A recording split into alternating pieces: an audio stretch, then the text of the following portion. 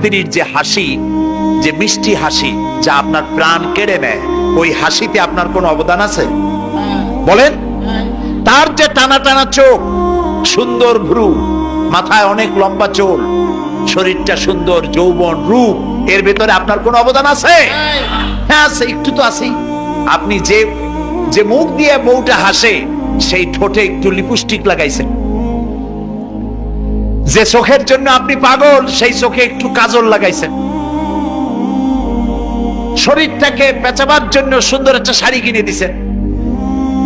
একটা শাড়ি দিয়ে, একটু লিপস্টিক কিনে দিয়ে, চুলের একটা ক্লিপ কিনে দিয়ে, একটা ভালো শাড়ি কিনে দিয়া, স্ত্রীর উপরে যদি এত অধিকার আছে যে কোনদিন মৃত্যু পর্যন্ত কোন প্রেমের হাসি, ভালোবাসার আদান প্রদান আপনি ছাড়া আর কারো সাথে করতে পারবে না, এইটা যদি আপনার অধিকার এভাবে প্রতিষ্ঠিত হয়, তাহলে এই হাসি যিনি দিলেন, এই দাঁত, এই সুন্দর চোখ, এই রূপ, এই যৌবন আল্লাহ তাআলা দিলেন, তার সামনে কোনো পীর অথবা কবরের সামনে যদি হাত পাতে আল্লাহ বরদাস্ত করেন না।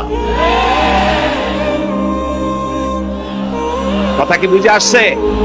কথা বুঝে আসছে? আলহামদুলিল্লাহ বলেন। আলহামদুলিল্লাহ।